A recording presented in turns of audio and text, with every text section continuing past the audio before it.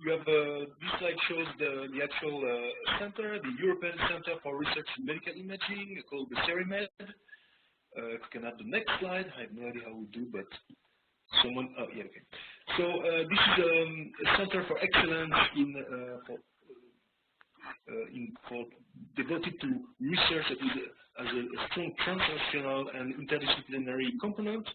The aim of the Cerimed is to bring together biologists, physicians, physicists, and academic and industrial partners in a single site to contribute to the progress in preclinical and clinical imaging with a view to promoting health applications. There's a triple mission. First, to do research and development in medical imaging techniques, essentially to develop new instruments and radio tracers, and in this context that Franck de Barbieux will speak to you in a minute. Essentially from the conception of the instruments or tracers to the validation to the valorization. We also function as a preclinical and clinical imaging platform that is open to laboratories from the academic sectors, but also the hospitals, and also companies such as companies specialized in radiopharmaceutical, biotechnology, and pharmaceutical companies. And finally, we have a training mission as well to make the wider community benefit from this multidisciplinary process. So the Cerimed is organized in 5 sectors corresponding to 5 different imaging modalities and with support functions organized in transversal axes. The 5 sectors are the nuclear clinical sector, nuclear preclinical sector, the radiological sector, magnetic sector, and the optical sector. And this is about the optical sector that Franck de Barbieux, who is the coordinator of the optical sector, and will speak to you now. Okay. Oops, good afternoon. Yeah, so I am in charge of the IT Tech technological platform, so in vivo cellular imaging technological platform. The idea of the platform is to make use of 2-photon microscopy in order to perform intravitreal imaging, not only dynamically, but at different scale, and to be quantitative. And the context of our research is to characterize neuroimmune cellular interaction in the pathological nervous system. So basically, the platform is just recently installed and operational. It's less than a year that we are here in the building, but basically it already has some main specificities. So first of all, it aims to be a cutting-edge interdisciplinary platform with different methodology, with the aim to provide unique tools for fundamental and applied research that have an economical and societal impact. So if we go into more details, the methodology that we are using basically are multi-scale, multispectral intravitreal 2-photon microscopy with the aim to have microscopic resolution over areas that are roughly 10 millimeter cube. Then we are taking advantage of multicolor fluorescent transgenic mice that we are breeding here in Marseille. So we have collected different mice lines over the world and crossed them together in order to set up a new model, a new animal model that is dedicated for intravitreal imaging. We have set up a model of pathology and especially glass window techniques that I will illustrate in a few minutes, that allow to make use of 2-photon microscopy in a preclinical context.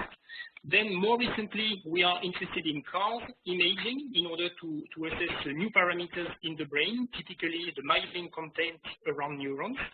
And we are very much interested in adaptive optics, and we have some projects, we are initiating projects in this direction in order to improve the depth of imaging and the resolution of our image. Basically, what we want to do is to do dynamic investigation of the pathological neuroimmune interaction, but with a single cell resolution, being convinced that the new therapeutics will come from a better understanding of the interaction between the different cell types in the context of pathology. Then, our aim also is to give some new tools to make intravitreal evaluation of the drug's pharmacodynamics, their target selectivity or action mechanism over short periods of time. And because we are able to reuse the same animal under the microscope, we can aim to a reduction of animal subjects, as well as a reduction of the cost of the pharmacological tests that are pursued on the platform, since we have online monitoring of the cellular events and can check the efficacy of a treatment very immediately. So you don't need a lot of compounds to make a trial. And finally, we are interested to use drugs that have a possible transfer to clinics or human health in a short period of time. So just to illustrate a bit what I've just summarized, I show you the example of the multiple sclerosis model that we have on mice. Basically, we have implemented a dorsal window procedure where we remove the bone of over the spinal cord in order to get access to the spinal cord. And since the mice are fluorescent, we are able to track individual axons and blood vessels in the spinal cord of the animal over a long period of time. And typically at the moment, we are able to track a given axon over 28 repetitions over 1 year. So the interest of this in the context of multiple sclerosis is that we can scan a given area in the mouse repeatedly during the development of the pathology, and the pathology can be, the evolution of the pathology can be evaluated by clinical score. So since the animal is alive, it is possible to assess the functional deficits that are scored here, and you can see that after the initiation of the induction protocol of the disease, you have progressive impairment of the motor skills of the animal. And at every day, we are able to take an image and to see what has changed at a cellular level in the spinal cord of the animal. And this was enough to show that at a given time, at a time when the motor deficits do start in the animal, there is an accumulation of inflammatory cells that are here green and pink on this picture. And that at the time, when we do a quantification of this cellular density, we see that there is a peak that corresponds also to a decline in the number of axons, of neurons that you can count in the spinal cord. So we believe that the interaction between immune cells and neurons lead to the motor deficit. And we can take some movie, it doesn't work here, where we can observe some interaction, dynamic interaction between immune cells and damaged axons. And we can see, for example, this swollen axon will completely collapse and retract upon the contact with an immune cell. So the video doesn't work here. So we have then multicolor mice, so as I was mentioning, so you can see here the axons of the neurons, in red the blood vessel, some peripheral immune cells that are in the blood and that infiltrate into the parenchyma, and also some yellow cells in this case that are microglia, resident cells in the brain. So the question that we want to address is basically to determine the immune signature of the evolution of the pathology, to see whether there are some chemical interaction between the different cell types and whether these are local or diffuse, how do they transduce at a cellular level, and what are the functional consequences for the neighboring neurons. So do we see some retraction, death of neurons, or on contrary, some plasticity and regeneration? So this was just a zoom, and it should have been working in live so that you can see that the migration can be assessed. But beside this fluorescent object that we are able to track, as I was mentioning, we want to see how the immune cell interact with axons. But axons are usually wrapped by a layer of myelin, a very lipid-rich layer around axons. And some collaborators here in Marseille at Institut Fresnel, the team of Sophie Bracelet, has established a nice card imaging technique that on our animal model is able to monitor the thickness of the myelin set that is here in red around the axons that fluoresce in green in our animals. And interestingly enough, in this demyelinating pathology, the multiple sclerosis, we are able to see when the disease is very well established that there is a loss of myelin. A few axons remain with myelin, red myelin around, and there are some myelin clusters lost around in the tissue. So what we are developing at the moment is a dynamic technique that would allow to monitor both the fluorescent cells that shine here in blue and white, and how they interact with the red myelin here. So basically, we are implementing together with them a dynamic version of CARS that is supposed to work together with two-photon microscopy, and also a polarized version of CARS in order to detect change in the myelin shed very, very early during the evolution of the pathology. Finally, all these techniques, we want to be able to apply them with chemical compounds and to assess, to evaluate the effect of drugs.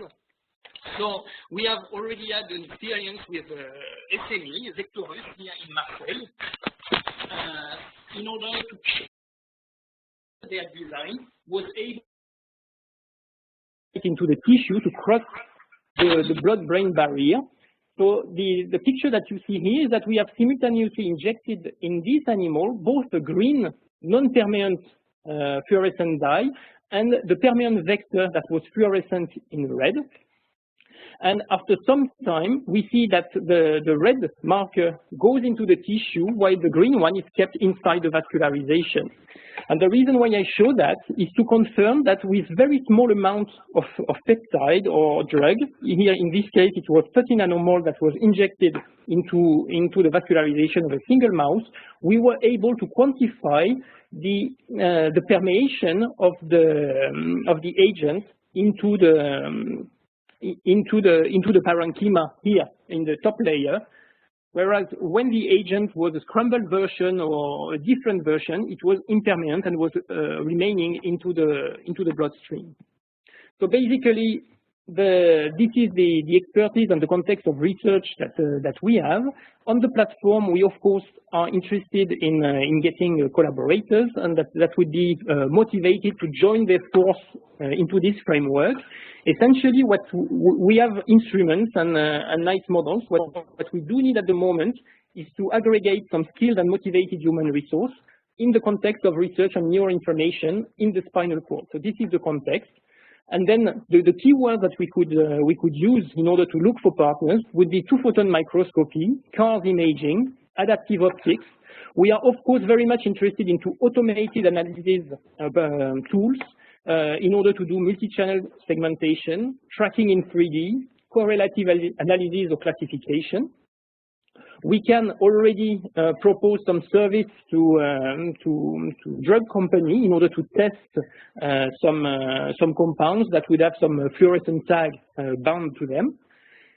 And then we can eventually also test some equipment that would have an interaction with the neuronal activity in the spinal cord.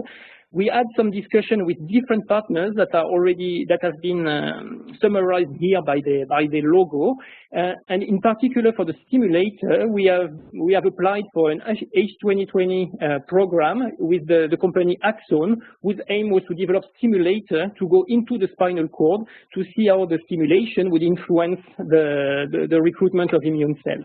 So we have discussion with drug companies in the field of neuroscience. I have already illustrated the work done with Vectorus, the SME here in Marseille. And for the moment, our partners for instrumentation are Zeiss microscopy and the coherent laser.